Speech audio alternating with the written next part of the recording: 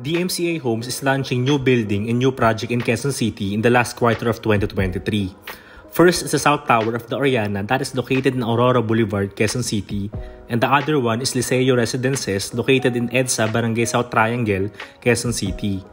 In this video, I will give you updates regarding the South Tower of the Oriana and take you to the location of both DMCI's latest project in Quezon City. So watch this video. Property investment ba ang hanap mo? For rental or for end use? Naghahanap ka ba ng condominium na affordable at the same time quality and spacious?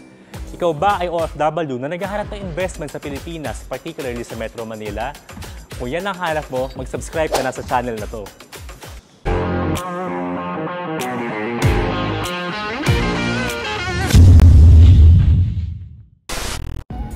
Hi guys, so once again, this is Banjo Santos, a property consultant of DMCI Homes.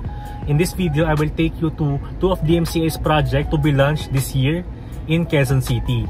So the first project is, napupuntahan natin is the Oriana, which is located in Aurora Boulevard, Quezon City. So baka nagtataka kayo, but the Oriana, actually na-launch siya noong 2021. But this year, il-launch na yung second tower, which is South Tower. So kung 2021 na tower yung na-launch, this year, South Tower. Na may available, good news po, may available na studio and 1 BR units. So actually, nag-vlog na ako doon. Kung gusto nyo mapanood yung full presentation ko about the Oriana, you can click the link below. Andiyan po siya sa may description sa baba po ng video na to. And then another project na ila-launch naman, ito naman bagong-bago pa lang. So I think this will be a single tower na na project. So the project is called Liceo. So actually pangalan pa lang po ng project yung masabi ko as of today, since wala pa po siyang full details. But as soon as lumabas yung full details po, gagawin ko rin po siya ng video. So i-vlog ko rin po siya, and you can contact me para po ma-update ko po kayo. So the project Liceo will be launched, I think siguro later this year, mga November po. So i-announce po namin yung soon. So i-launch po siya doon. By the way, this is located in EDSA. So malapit po ito sa may GMA Kamuning and QAB. Sa mga naghahanap po ng project ng DMCI Homes or condominium na malapit sa ABS-CBN or GMA, so this project is near there. So magandang location po ito. You can consider this. So ayun po, tara samahan niyo ako.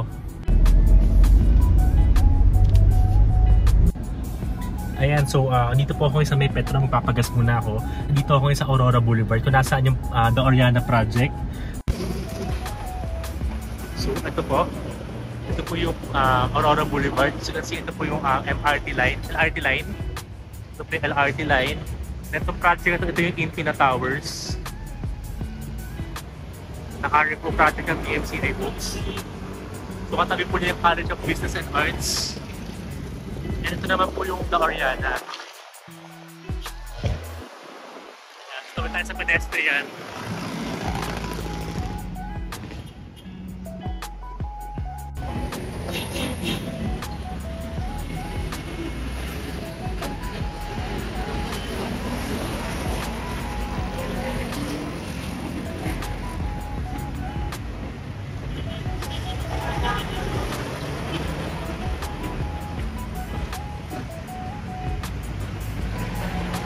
Side na to, sa right side, ito yung papunta ng Katipunan. Ito.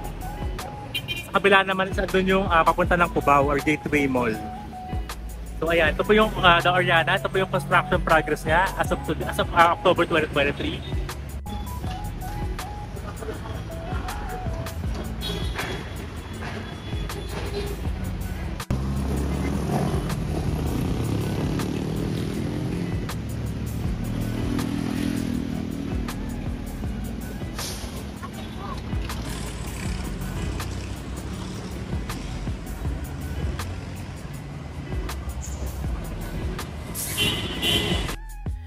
In this part, I will give you a short project review and update about the Oriana, especially the South Tower.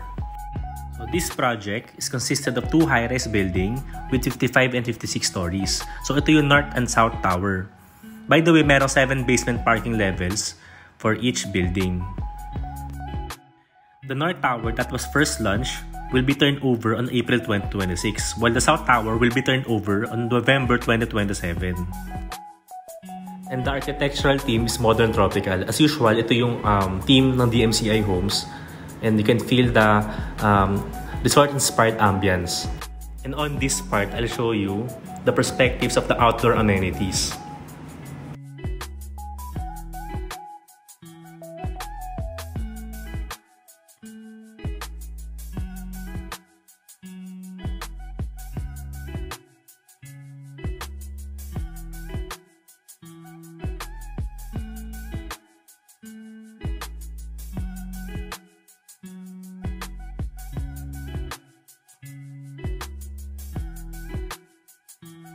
Ito naman po yung mga indoor amenities.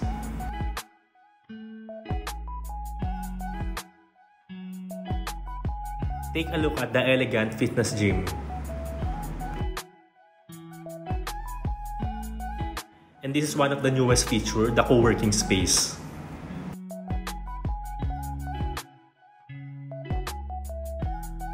And these are some of the upgrades.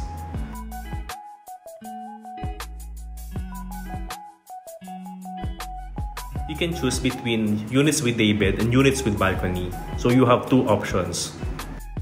And of course, hindi mawawala yung sky patio. Meron din ditong sky bridge na wala sa ibang project. So magka-connect yung north and south tower. And for this project, merong garbage chute na hindi nyo na kailangan bumaba pa sa basement para magtapon ng basura. Then may shuttle service or yung rideshare na tinatawag sa DMCI communities and community internet. And these are the floor plan for the south tower of the Oriana. So for atrium floor, meron 22 units. So ito po yung floor na may sky patio. Then meron naman 24 units for the typical floors. And on the next part, I'll show you the unit layouts of the south tower of the Oriana. This is the layout for the studio unit. And then for the one bedroom,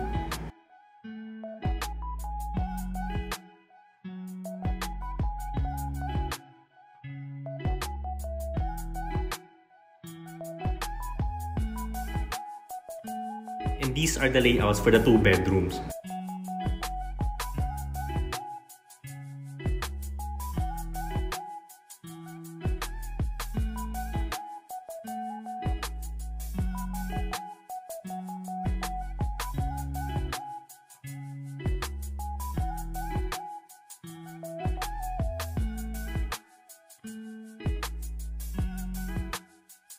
And this is the launching promo for the South Tower of the Oriana.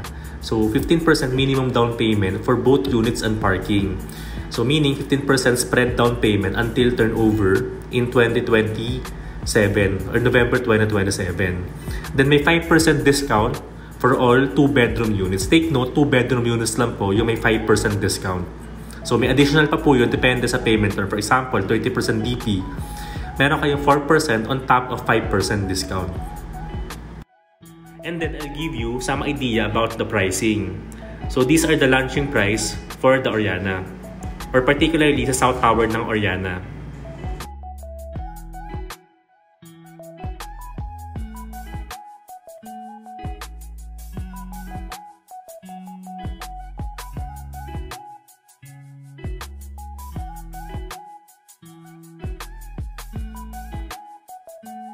So if you're going to apply the promo, this will be the starting monthly DP for studio unit, 1-bedroom unit, and 2-bedroom unit. By the way, magdidepende pa rin po ito sa current available unit sa system or sa inventory.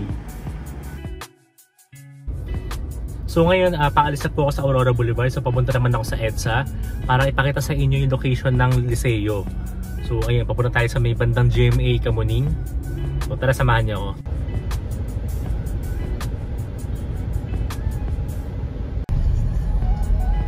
Exit right to Timig Avenue.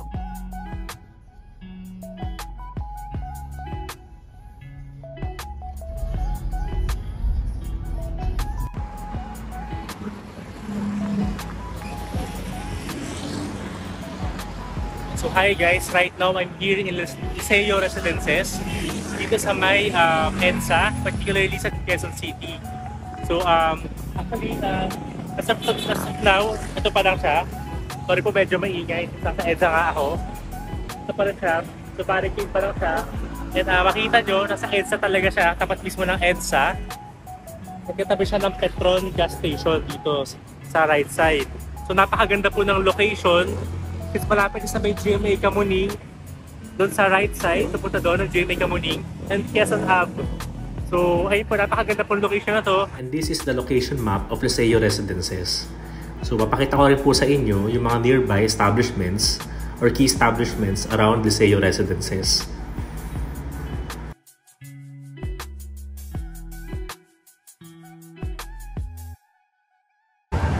Para po ma-update po kayo, especially sa launching nito soon, please contact me on my social media pages, mobile number or email address. Well,